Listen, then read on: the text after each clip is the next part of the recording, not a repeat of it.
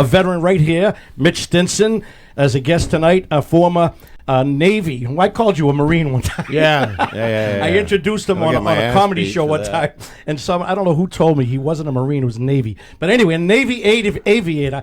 Welcome, Mitch, and tell us a little bit about your career. And I find it amazing for a guy who doesn't fly, and here's a guy who's flying jets.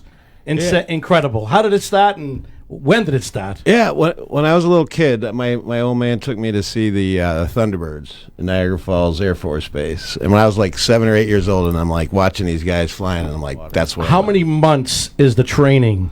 So it was 2 years of flight school. 2 years? Yeah. Okay. Yeah. From the time you go through, so you start off like in primary flight school, then you go to jet training. I went through jet training, and then I went to multi-engine training because I ended up flying E-2 Hawkeyes, which is the carrier-based AWACS off the Kennedy is where my first tour was.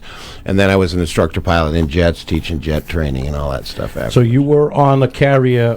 Was there any wartime when you went? So when I was there, we're right about the time. See, that was in the mid-'80s. Yep. That was right about the time when Gaddafi was the bad guy. Yeah, the line of death. And Reagan, Reagan took his family out. So they had the Pan Am Lockerbie bombing, and so we were out at sea at that point. So we basically did what was called freedom of navigation exercises. So basically we went across the line of death and set up, and then they sent out a couple of MiGs after us, and we shot down the two. But that's what I got to be honest with you. That's what I loved about being in the service. Because and then once you're in, it just doesn't matter, man. You're all brothers. Absolutely, brothers. So everybody's just for each other. There's none of that. Like he's the next Tom Cruise, like the Blue Angel over there.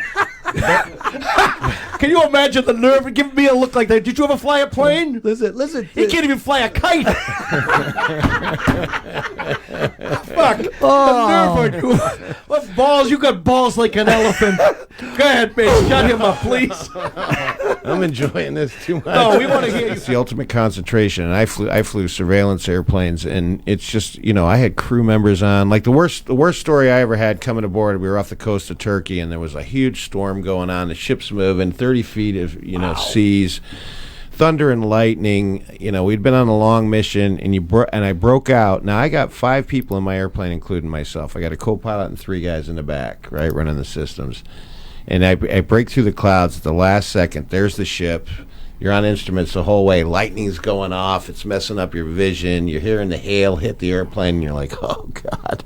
And I broke out of the clouds, and there was the carrier.